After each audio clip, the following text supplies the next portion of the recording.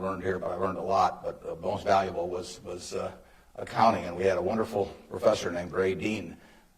There may even be something named for him down here, isn't there? Yeah, I mean, he was, I'd been to the Wharton School. I went to Columbia Graduate School subsequently, and I took a lot of accounting courses, but by far the best instruction I received in accounting came from Ray Dean, and there's nothing more important.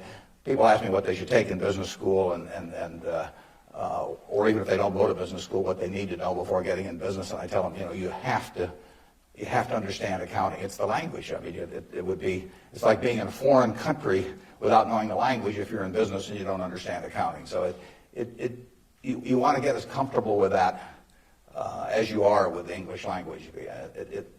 It's made me a lot of money because I listened to what Ray Dean had to say 53 or 4 years ago and have been able to understand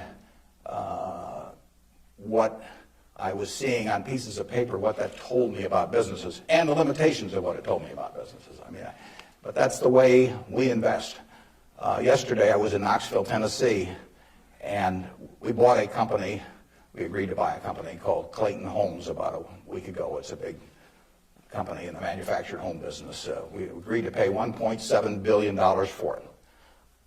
I made that deal over the phone without ever meeting the people there, but I had seen enough through reading 10Ks, 10Qs, annual reports, but looking at figures, what they tell me in terms of the kind of people even running the place, the kind of accounting decisions they make and so on. I was able to make that $1.7 billion transactions over the phone. Yesterday was the first time I met the people, and their board of directors had actually approved the deal a week earlier. So it's, I couldn't have done that if I hadn't have, I had a great time at Ray Dean's class 53 years ago. So if I'm going to tout one thing, aside from this particular leadership class, of course, if I'm going to tout one thing, I would tell you that get comfortable with it.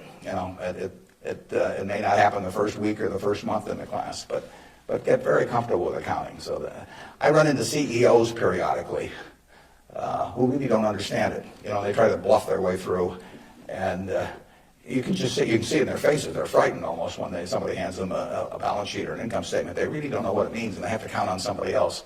And that's something you shouldn't count on. We make all our acquisition decisions ourselves. I mean, we don't call in consultants or anybody. We don't call in investment bankers, much to their disgust. No investment banking fees in the Clayton Homes deal, because it's my responsibility running Berkshire to understand enough about our acquisition decisions to make them based on the numbers that I see and what I see there.